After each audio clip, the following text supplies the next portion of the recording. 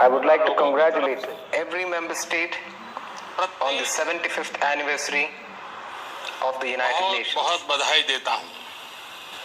भारत को India is proud of इस बात का बहुत गर्व है कि वो संयुक्त राष्ट्र के संस्थापक देशों में से एक है।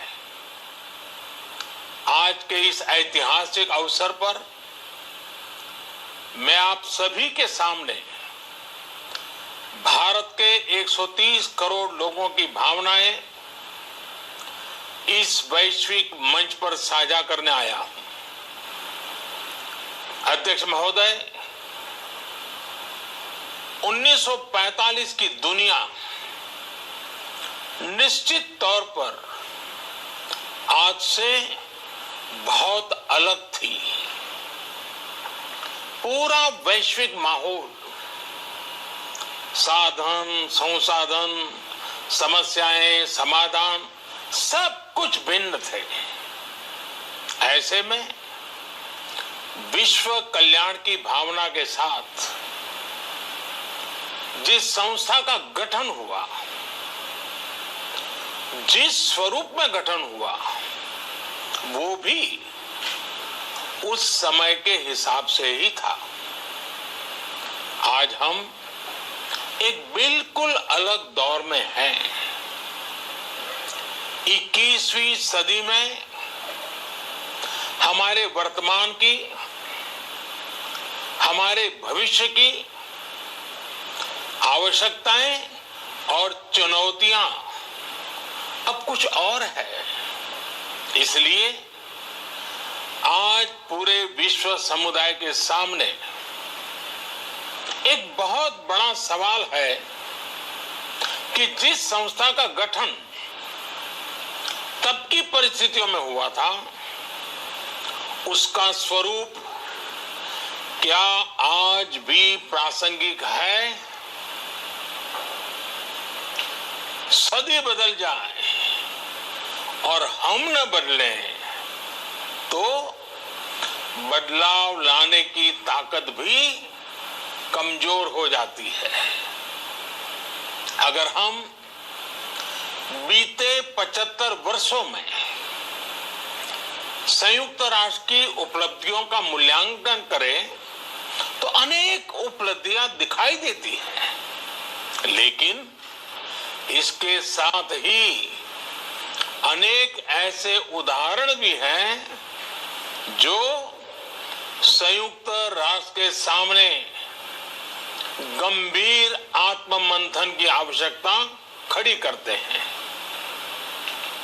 ये बात सही है कि कहने को तो तीसरा विश्व युद्ध नहीं हुआ, लेकिन इस बात को नकार नहीं सकते कि अनेकों युद्ध हुए, अनेकों गृह युद्ध भी हुए। कितने ही आतंकी हमलों ने पूरी दुनिया को थर्रा कर रख दिया। खून की नदी बहती रही।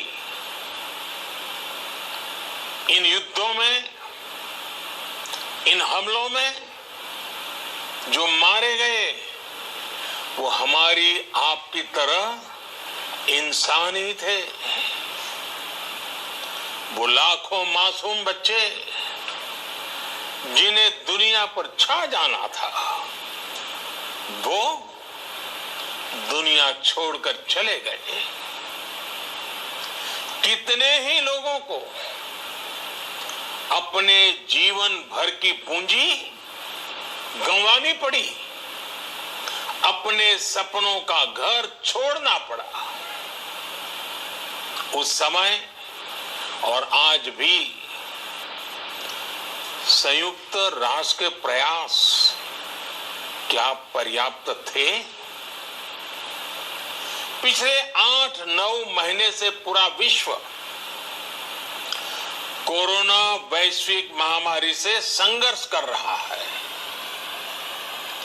इस वैश्विक महामारी से निपटने के प्रयासों में संयुक्त राष्ट्र कहां है? एक प्रभावशाली रिस्पांस कहां है? अध्यक्ष महोदय, संयुक्त राष्ट्र की प्रतिक्रियाओं में बदलाव, व्यवस्थाओं में बदलाव, स्वरूप में बदलाव आज समय की मांग है। संयुक्त राष्ट्र का भारत में जो सम्मान है, भारत के 130 करोड़ से ज्यादा लोगों का इस वैश्विक संस्था पर जो अटूट विश्वास है, वो आपको बहुत कम देशों में मिलेगा।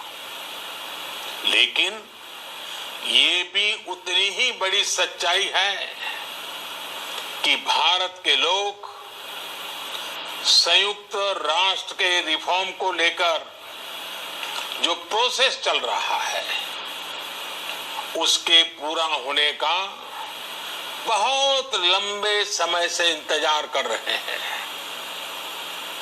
आज भारत के लोग चिंतित हैं कि क्या ये प्रोसेस कभी एक लॉजिकल एंड तक पहुंच पाएगा? आखिर कब तक भारत को संयुक्त राष्ट्र के डिसीजन मेकिंग स्ट्रक्चर से अलग रखा जाएगा? एक ऐसा देश जो दुनिया का सबसे बड़ा लोकतंत्र है, एक ऐसा देश जहां विश्व की 18% से ज्यादा जनसंख्या रहती है, एक ऐसा देश जहां सैकड़ों भाषाएं हैं, सैकड़ों बोलियां हैं, अनेकों पंथ हैं, अनेकों विचारधाराएं हैं, जिस देश ने सैकड़ों वर्षों तक वैश्विक अर्थव्यवस्था का नेतृत्व करने और सैकड़ों वर्षों की गुलामी दोनों को जिया है। अध्यक्ष महोदय, जब हम मजबूत थे तो दुनिया को कभी सताया नहीं। जब हम मजबूर थे तो दुनिया पर कभी बोझ नहीं बने।